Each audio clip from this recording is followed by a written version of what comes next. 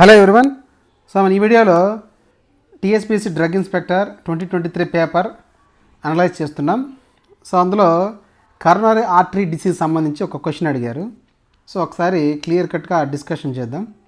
Okay, so మీకు next DI ప్రిపరేషన్లో ఏదైనా డౌట్స్ ఉంటే ఒక వాట్సాప్ గ్రూప్ లింక్ క్రియేట్ చేశాను. సో వాట్సాప్ గ్రూప్ లింక్ డిస్క్రిప్షన్లో ఇచ్చాను, జాయిన్ అయ్యి మీరు ఏదైనా డౌట్స్ ఉంటే అడగచ్చు, డిస్కస్ చేయొచ్చు. సో ఇక్కడ చూడండి question, which of the following statement is correct regarding the coronary artery disease అన్నాడు. Okay, so coronary artery disease statement చూసే ముందు మనం first what is mean by coronary artery, అసలు కరోనరీ ఆర్టరీ డిసీజ్ అంటే ఏమి చూద్దాం. సో ఫస్ట్ కరోనరీ ఆర్టరీ చూద్దాం.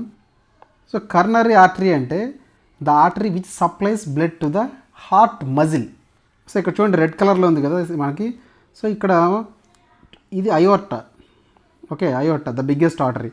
So aorta నుంచి ఒక బ్రాంచ్ హార్ట్ మజిల్ వర్క్ చేయాలంటే it needs oxygen, nutrition and blood supply.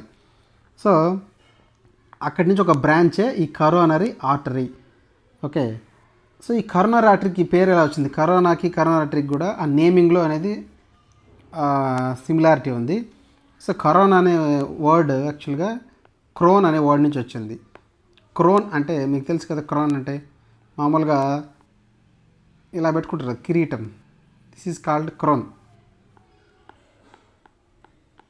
So crown ఆ వర్డ్ నుంచి వచ్చింది. సో కరోనా వైరస్ కూడా ఇలా క్రోన్ అంటే జస్ట్ ఇవి ముళ్ళులాగా ఉంటుంది అనమాట. కరోనా వైరస్ కూడా ఇలా ఉంటుంది కాబట్టి దానికి కూడా ఆ క్రోన్ అనే వర్డ్ నుంచి కరోనా అని పెట్టారు. మరి కరోనరీ ఆర్టరీకి ఎందుకు ఆ పేరు పెట్టారంటే ఇక్కడ చూడండి, ఇది కూడా క్రోన్ లాగా జస్ట్ లైక్ ఈ ముళ్ళు లాగా ఉందన్నమాట, స్ప్రెడ్డింగ్ ఇలా స్ప్రెడ్ అయ్యింది.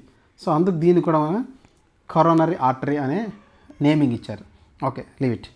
సో ఇక్కడ చూడండి ఒకసారి. సో ఈ coronary artery heart muscle blood supply చేస్తుంటుంది. సో ఒకవేళ ఈ కరోనరీ ఆర్టరీలో ఫ్యాట్ కానీ కొలెస్ట్రాల్ కానీ ఇలా అక్యుములేట్ అయిపోయింది అనుకోండి. సో అక్యుములేట్ అవుతూ ఉన్నప్పుడు ఏమవుతుందంటే ఈ కరోనరీ ఆర్టరీ ఇలా నేరో అయిపోతూ వస్తుంది. సో నేరో అయిపోయినప్పుడు బ్లడ్ సప్లై అనేది తగ్గిపోతుంది ఈ ఏరియాకి, ఈ పర్టికులర్ ఏరియాకి. సో అలా కరోనరీ ఆర్టరీ నేరో అయిపోవడాన్ని మనము ఇస్చీమియా అంటాం. It is called ischaemia. Narrowing of coronary artery is called ischaemia. So ఒకవేళ మనము అలా ఇస్చీమియా అయినప్పుడు బ్లడ్ సప్లై అనేది తగ్గిపోతుంది న్యారోయింగ్ వల్ల. సో బ్లడ్ సప్లై తగ్గిపోతే అప్పుడేమవుతుంది, ఈ పర్టికులర్ హార్ట్ మజిల్కి బ్లడ్ సప్లై తగ్గిపోయినప్పుడు హార్ట్ నుంచి ఒక పెయిన్ సిగ్నల్స్ అనేది ఇస్తుంది. ఓకే, సో ఆ పెయిన్ సిగ్నల్ని మనం ఏమంటామంటే యాంజైనా అంటాం. It is called angina or angina pectoris. Okay, so angina pectoris which is a pain signal which gives pain or left side pain అంటారు, చెస్ట్ పెయిన్ అని కూడా అంటారు.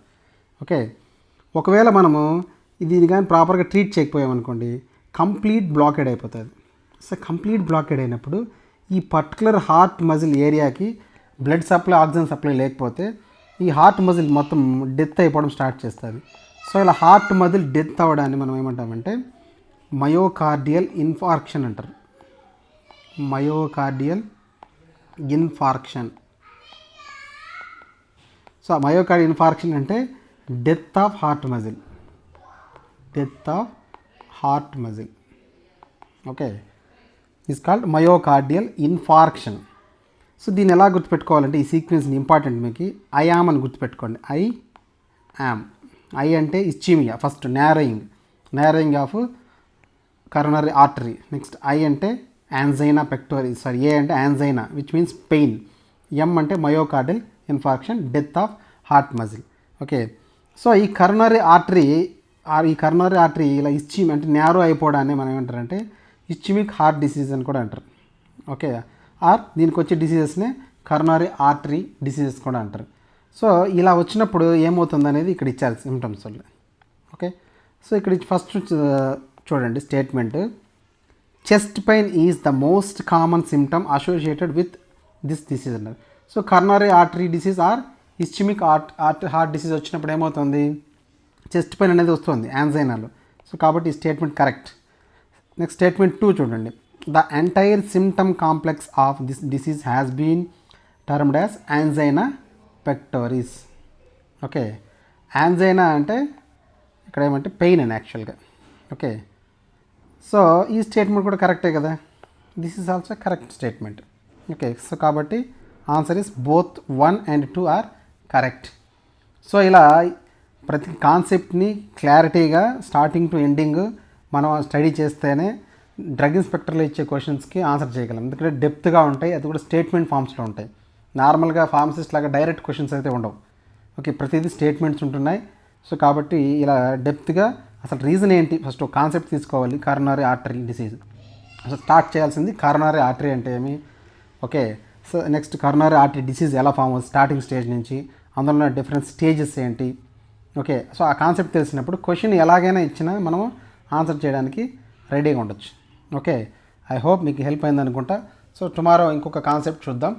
ఓకే, సో సబ్స్క్రైబ్ చేయడం మర్చిపోవద్దు, లైక్ చేయడం మర్చిపోవద్దు. మీకు ఏదైనా డౌట్స్ ఉంటే వాట్సాప్ గ్రూప్ లింక్ ఇచ్చాను డిఏకి సంబంధించి, ఆ గ్రూప్లో జాయిన్ అయ్యి మీరు ఏదైనా డౌట్స్ అడగచ్చు, డిస్కస్ చేయొచ్చు. Thank you, all the best.